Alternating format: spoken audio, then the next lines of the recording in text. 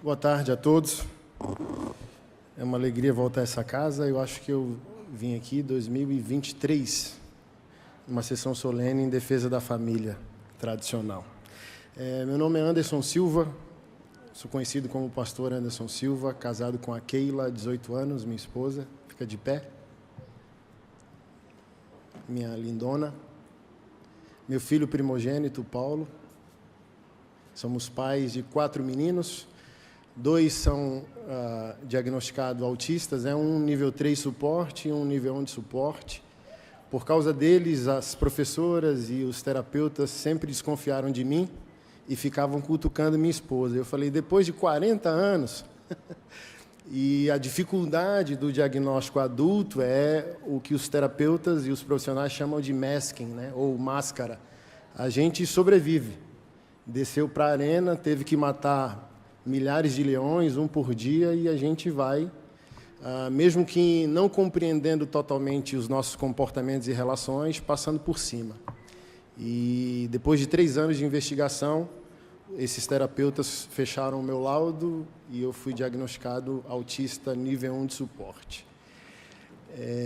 E a minha fala, a minha colaboração nesse dia é justamente a dificuldade que nós enfrentamos com 2 grandes inimigos que a comunidade autista hoje enfrenta no Brasil, que é a religiosidade e os terapeutas sem formação acadêmica, os digitais os professores sem certificação e os terapeutas sem certificação se sentam numa mesa de podcast e acham que podem falar absolutamente sobre tudo. Eu acho que,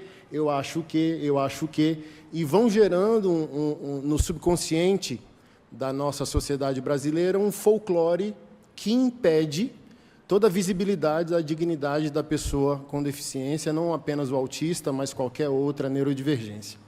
E hoje, não sei se você já lida com isso, obviamente que você deve lidar como um neurodivergente, ou como um pai, uma mãe, ou um terapeuta, ou um cuidador. Todo mundo virou autista, está na moda. E dá para a gente responder esse tipo de grosseria dizendo, então você virou terapeuta da noite para o dia?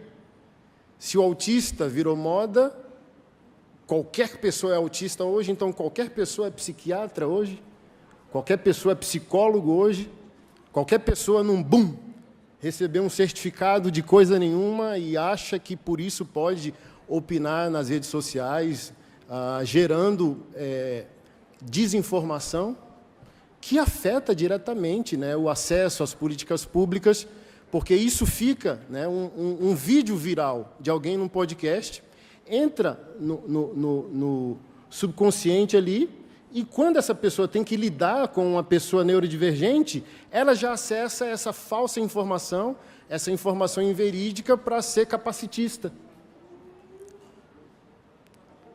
E a religiosidade é um outro inimigo, porque as religiões, não todas, obviamente, mas eu falo como um pastor, parte da igreja evangélica tem grande parcela de responsabilidade no capacitismo dos neurodivergentes no país. Porque espiritualiza, vamos orar, é Deus, expulsa isso, expulsa aquilo. Quantos pastores, nesses últimos 2 anos, eu vejo falar coisas horrorosas sobre autistas, E eu sempre reajo dizendo, olha só, achamos uma solução, que esse pastor lote um estádio, coloque todos os autistas, todos os neurodivergentes e ore. Se o Senhor achou a solução, lote um estádio e ore. E o lema de um dos nossos projetos sociais, que hoje cuidam direta e indiretamente de 487 famílias autistas em Brasília, principalmente a maioria delas abandonada pela figura masculina, é a cura do autismo, com aspas bem grande, a comunidade.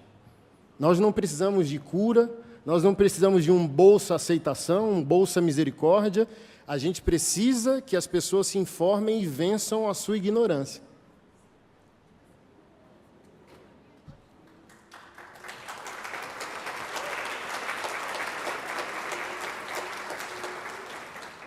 Porque quando eu estou falando com a igreja, eu sempre falo, sempre é mais fácil pedir a Deus para que cure alguém.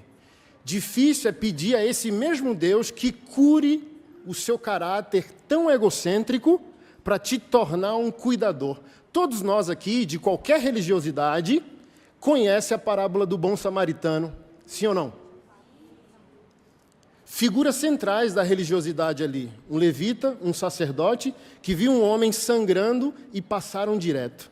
E passam um samaritano, que não orou para Deus para que ninguém fosse curado, mas pagou o tratamento. É aqui que nós afirmamos que a cura do autismo é a comunidade, é o cuidado uns com os outros. Pedir a Deus religiosamente para que resolva o outro, na verdade, é evidenciar o seu próprio egoísmo. Você tem fé para ser um cuidador?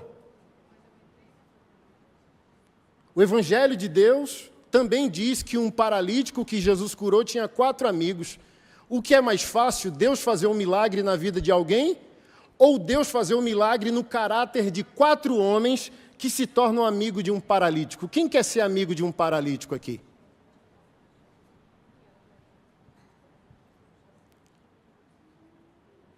Então só nós sabemos o que nós enfrentamos todos os dias.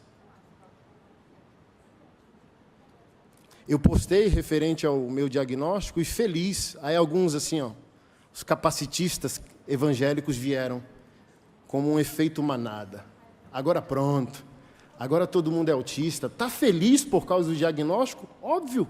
São 44 anos no escuro, onde eu, amando o que eu faço como pastor, olha, vou te dar aqui um sofrimento velado que ninguém nunca conheceu, vocês são os primeiros a ouvir isso.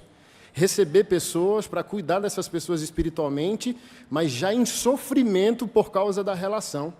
Então eu me trancava no banheiro, 5, 10 minutos, fazendo minha esposa sofrer, dizendo: você marca para cuidar dessa pessoa, discipular essa pessoa, e você deixa ela comigo aqui 5, 10 minutos.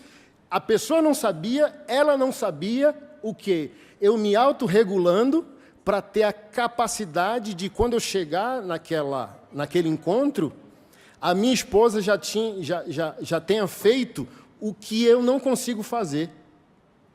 Me apresentar e fazer com que a outra pessoa se apresente. Então ela já encurtava 5, 10 minutos do meu sofrimento. Quando eu chegava, a pessoa já tinha se apresentado. Qual é o seu problema? O problema é uma traição conjugal, o senhor pode me ajudar? Sim. Aí eu já chegava para resolver o problema, porque tenho a capacidade teológica, bíblica de resolver. Porém, a relação é quase impossível, dependendo do contexto, para mim. Eu me recordo muito bem que eu só consegui ser alfabetizado depois dos 10, e minha mãe, nordestina, somos de Maceió, Alagoas, sem a menor sabedoria sobre o assunto, achando que era só o querer ou não querer do filho, na mesa querendo me educar, ali com a lição, eu não conseguia corresponder e ela dava, com um cabo de vassoura, pauladas na minha cabeça.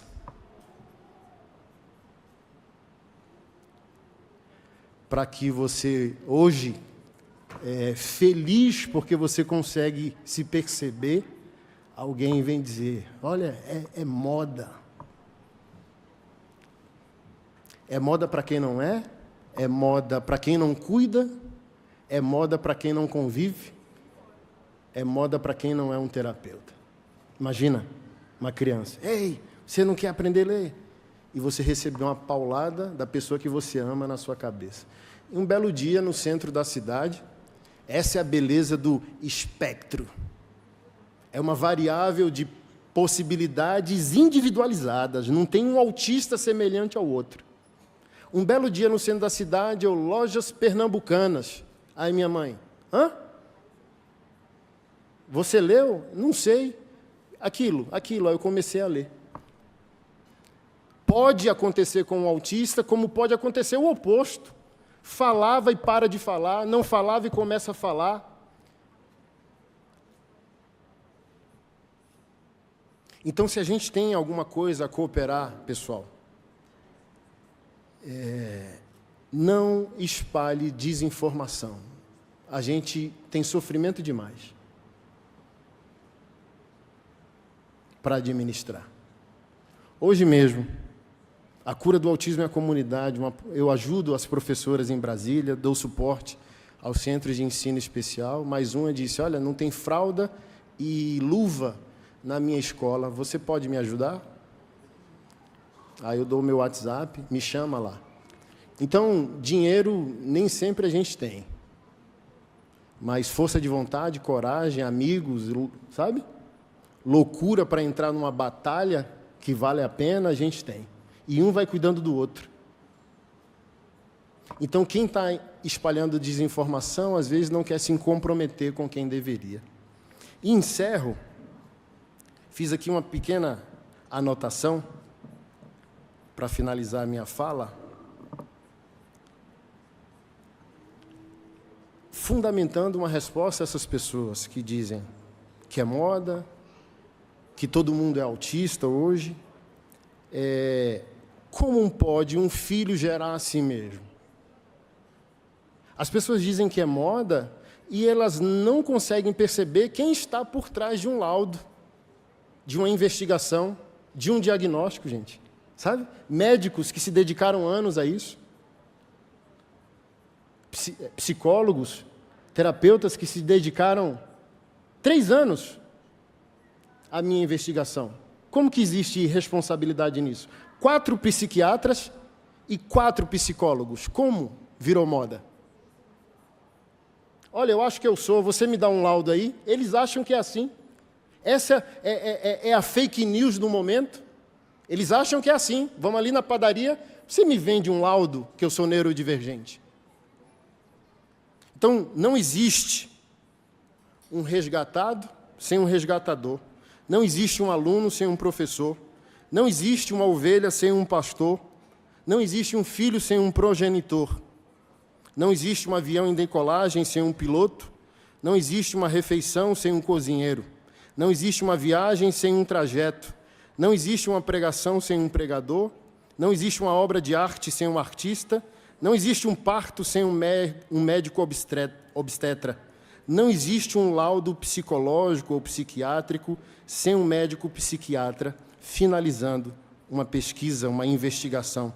Então, por qual motivo plausível tantas pessoas ignorantes, sem um mínimo conhecimento, cuidado ou convívio com pessoas neurodivergentes, podem afirmar o absurdo que o autismo virou moda?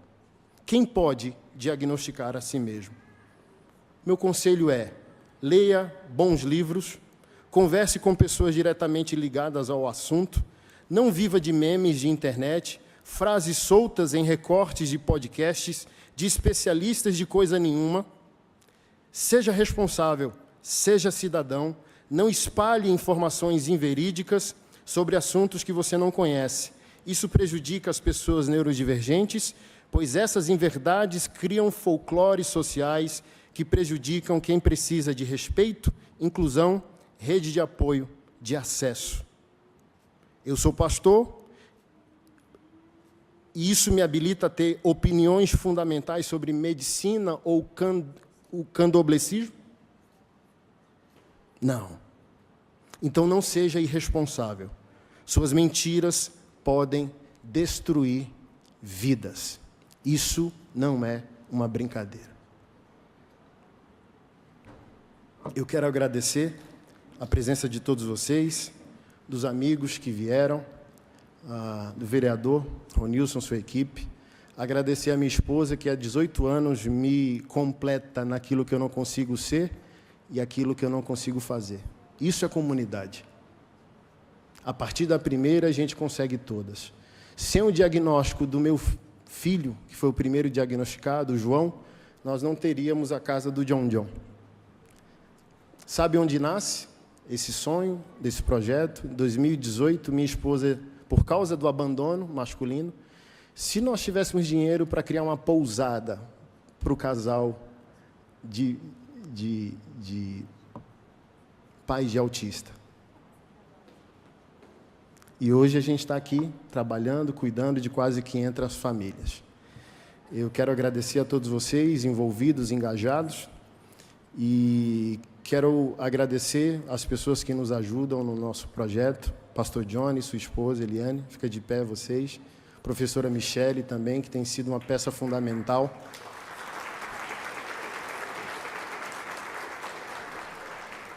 E eu quero chamar aqui à frente, não fiquem com medo, tá? Mas vocês precisam conhecer esses homens que estão aqui. Queria chamar meus irmãos do Insanos MC aqui à frente. Eu sou motociclista, podem vir aqui à frente. Somos hoje o maior motoclube do mundo, com mais de 15 mil membros. E o nosso foco é extremamente social. Só em 2014 nós encabeçamos mais de 15 mil ações sociais no Brasil.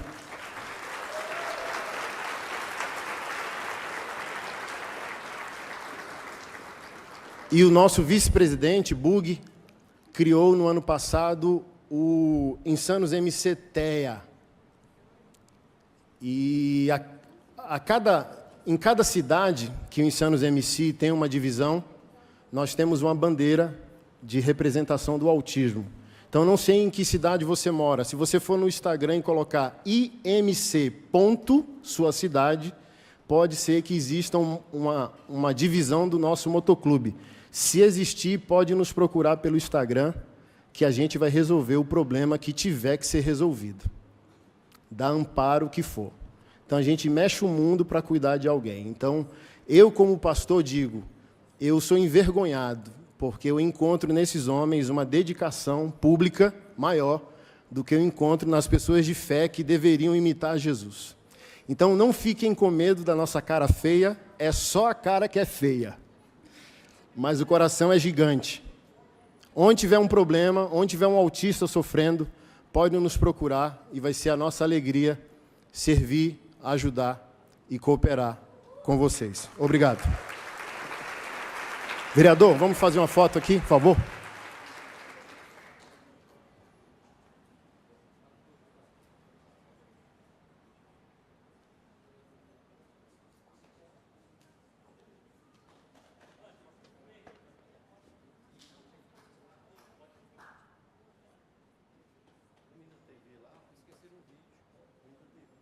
Tchau.